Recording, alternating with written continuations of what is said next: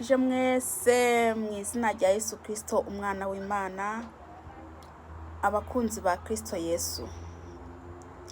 Amahoro y'Imana bane namwe, ndabakunda cyane kandi na Kristo Yesu arabakunda gusumbya uko ndabakunda bene data.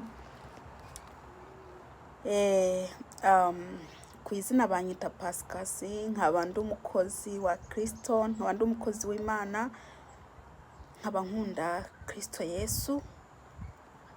Bene data, ku bantu batazi ikena yiwanjye mwandike Pascasi murambona.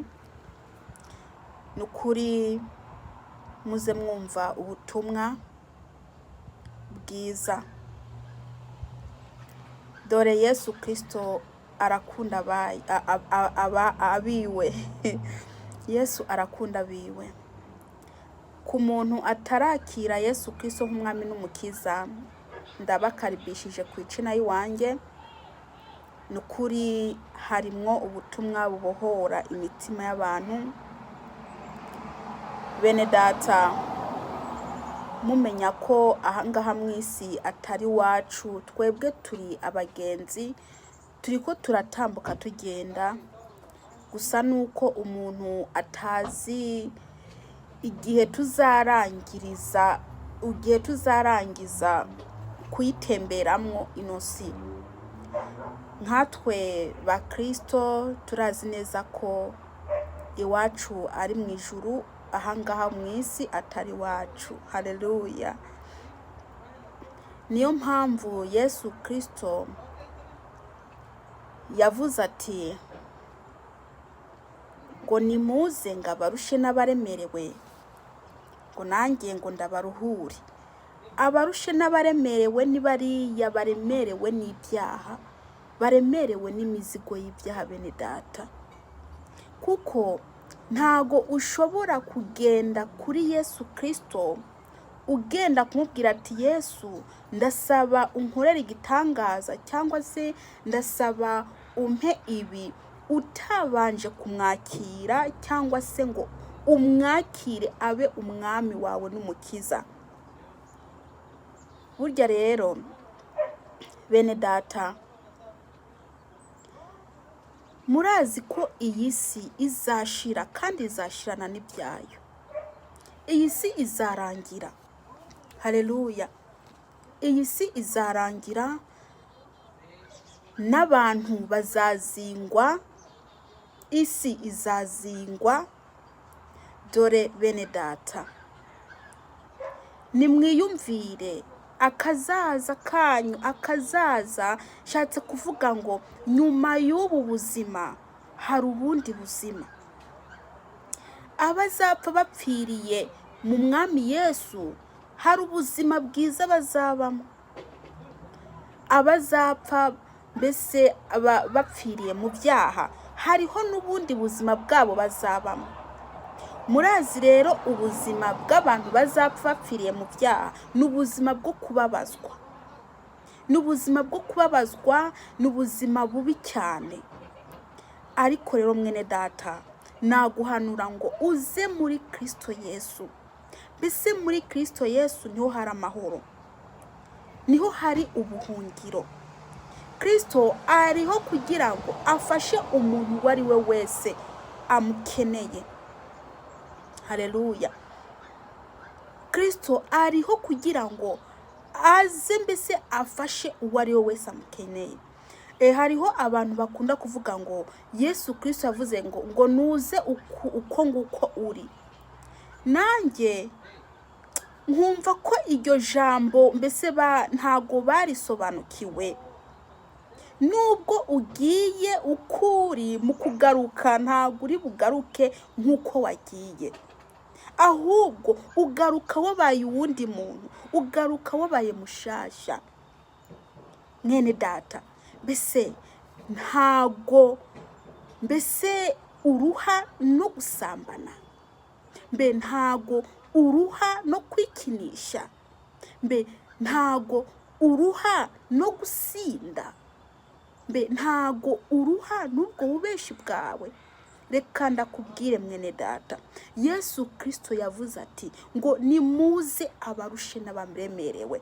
Byumvikane ko wewe ugisambana, byumvikane ko wewe ucikinisha, urafite umuzigo muniniya ukuruta, urafite umuzigo mbese muniniya cyane, ukwiye kugira iki, ukwiye guturwa. Yesu Kristo akwiye kugutura uwo mutwaro kugira ngo uruhuke. Ukuruhuka rero nukugira gute, cyangwa se shatse kuvuga iki? Ukuruhuka nukugenda ukaja gushaka Yesu, ukihana, ukamwakira nk'umwami n'umukiza wawe, hanyuma ukumva ko mu mutima wawe mbese Kristo Yesu yakwinjiyemo, wababariwe ibyo byaha byawe. Dore mwene data, Yesu Kristo araje, dore araje, niyazana ukuri utarihana, ntago uzajana nawe, kuko abantu bose batazaba barihana, batazabarakira Kristo, abo bose nukuri hazabamarira n'amaborogo. Nambuza butarakira Kristo, nambuzaba utaramwemera, umenya ko ico gihe nicyashika uzarira kandi uzakwicuza. Bene data, murabona buno buzima murimwo bwo mwisi, ubu n'ubuzima murimwo bwo mwisi, buno buzima rero bwo mwisi ntimubugereranye n'ubuzima muzabamwo nimwava mu mubiri. Hariho abantu bavuga ngo umuntu ngo amaze kuva mu mubiri ngo biba birangiye, ngo ntabikurikira. Reka ndakubwire mwene data, nyuma y'ubu buzima hari ubundi buzima.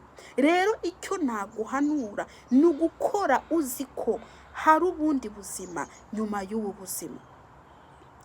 Abataramenya Kristo bafite ubuzima bwo kubabazwa, ariko abamaze kumumenya bakava mu mubiri barakiriye Kristo Yesu, nukuri bafite ubuzima bwo kunezererwa. Haleluya. Nuhunge rero ubwo busambanyi bwawe, nuhunge ubwo bujura bwawe, nuhunge uko kwikinisha, nuhunge mbese ubwo businzi, nuhunge ibyo byaha bitandukanye uri murakora, kugira ngo uronke ubuhungiro aribwo Yesu Kristo. Yesu Kristo arakunda abantu, ariko abantu ntago bamukunda.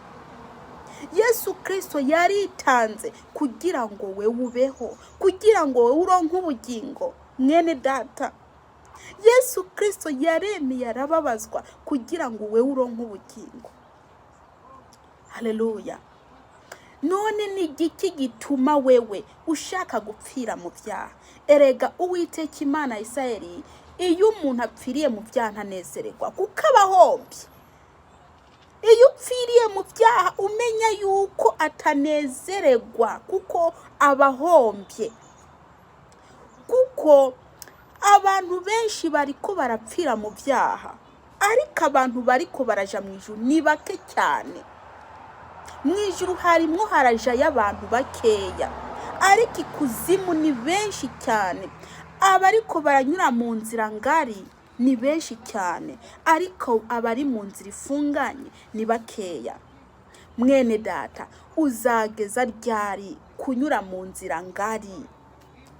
Ijya nzira ngari nubwo ubona ari ngari, umva aho iherera mu mahonero, iragenda icurama mpaka hariya, ariko niwanyura mu nzira ifunganye izakujana ikugeze mu ijuru.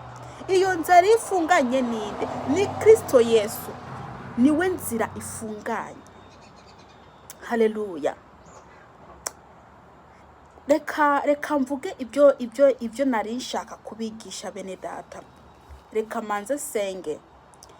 Data, mu izina rya Yesu Kristo ndagushima mwami kwaya magambo duhaye ndakwinginze uwiteka mana nyiringabo abantu bari bo bose bari bwumviza no magambo bafashe ndakwinginze Kristo unyogeshe ya maraso wafira ku musaraba ndakwinginze Kristo undungikire umwuka wera kugira ngo ashigikire mu izina ryawe Yesu Kristo Munyanazareti ndabuheje satani n'abadayimoni mu izina ryawe Yesu Kristo ndirukanye imizimu n'abarozi ndirukanye imyuka yose mibiri kiragendagenda mu izina ryawe Yesu Kristo Munyanazareti ndakwinginze uwiteka undungikire abamarayika bawugira ngo bangote mwami heza gira abantu bari bose ari bwumve buno butumwa ni mu izina ryawe Yesu Kristo amina. Bene data nukuri reka nsome no jambo ritoya Matayo 27 ku murongo wa 51 reka nifashishe ijambo ngo ku mutwe handitse ngo ibitangaza byabaye Yesu acikanye igihuzu gikingiriye ahera cyane h'urusengero gitantamukamwo kubiri uhereye hejuru ugashitsa hasi isi iratigita ibitandara birasaduka. Haleluya. Ngo igihuzu cyari gikingiriye ngo ahera h'urusengero ngo cyatantamutsemwo kubiri. Haleluya. Ngo uhereye hejuru ugashitsa hasi. Ico gihe nta muntu yagenda ngo aje imbere. Ico gihe abantu baratuma nta burenganzira bari bafite bwo kuja imbere ngo bishikireyo.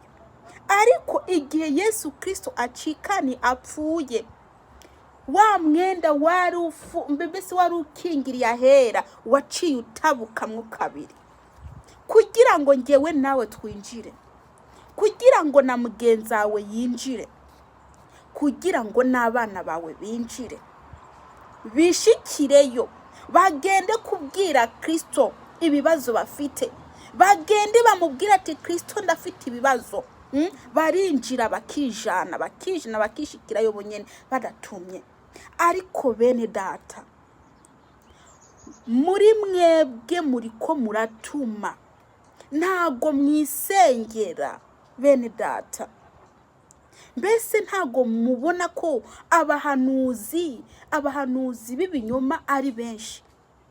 Abahanuzi b'ibinyoma barabaye benshi n'abasenzi bafite ingabire zo gusenga basigaye barazigize urucuruzwa, basigaye mbese bariko baraguza ingabire zabo, barazikoresha kugira ngo baronke icyo barya, ntago bazikoresha kugira ngo mbese baze bahembwe n'Uwiteka. Kandi murazi neza ko abantu bahembwe mbese bakora ngo bahembwe hano mw'isi, mwijuru ntibigera bahembwa.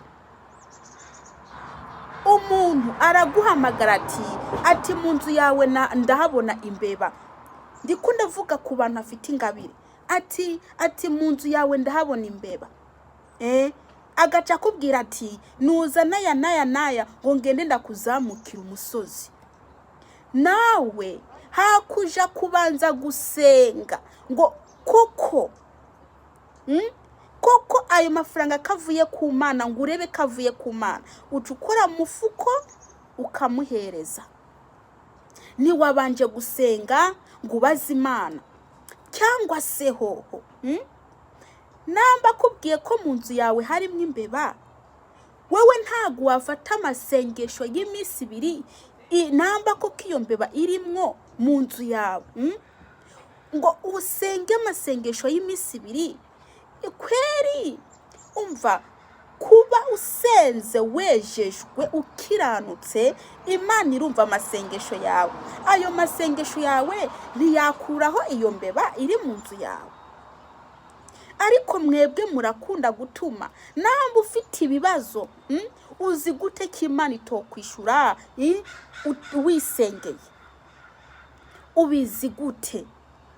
Kandi n'ikindi bene data, uko gutumatuma kwanyu kuzatuma mutazamuka mu mwuka. Reka ndababwire, mugiye mwisengera bituma muzamuka mu mwuka, murakura mu mwuka. Kuko kuko uriya muntu uba uri kuratuma ntabwo uba umuzi, arashobora kuba atanagusengera, ariko akazagarura ahubwo ati zana iki, ati nabonye noneho impuzenye inzoka mu nzu yawe, ati nukweti zana ndakuzamukira umusozi. Bene data, cyane cyane ku bantu baba mu bihugu byo hanze, bazi ko bafite amafaranga, bamenye kuba mu bihugu byo hanze, barakuvoma kabisa. Bene data, nshuti z'umusaraba, muze mwiga gusenga, kuko nimwaguma muri aho ngaho gusa, nta na kimwe muzakuramo, ntago muzigera mukuramo. Reka ndababwire, bamwe muri mwebwe murafite ingabire kandi murazifite, bamwe muri mwebwe murafite ingabire. Sinzi igituma rero mutasenga ngo musenge ngo muvyure izo ngabire zanyu ziri muri mwebwe, ariko abantu bakababesha hariya, bakababesha ngo zana iki, ngo tuje kugusengera, ukazarindira ko nibyo bagusengera bishire ishwi, ariko wamaje kubahereza amafaranga. Reka ndababwire bene data, ngo ibya Yesu ni ku murongo. Nimugende musenge, mukure mu mwuka, mwisonzeshe, nimukiranukire Imana, Imana nayo izabumva. Namba usenze rimwe kabiri ukabona ingorane zawe ntago zikemutse, bene data, muze mumenya ko Imana ikorera ku murongo. Hariho abantu bari ku murayini barindiriye ko bishugwa, ariko wewe niwagira haraka ndakubwije ukuri uzarambirwa, kandi niwarambirwa uzaca uva mu Mana, kuko iby'Imana biritonderwa. Ukwiye kwitonda ukarindira igihe c'Imana kikagera.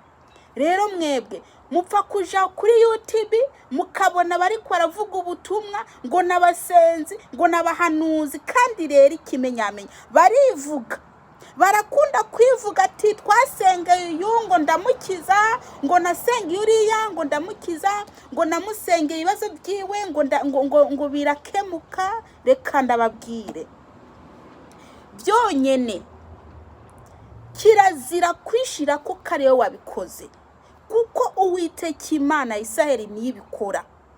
Ariko murareba inomero zabo mukazandika, mugaca mugenda mugatuma ngo genda usengere.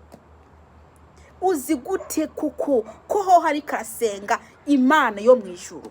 Mbese ntago muzi ko na Satani afite abiwakoresha? Ntabyo muzi ko na Satani afite abiwakoresha? Bene data, ni musenge,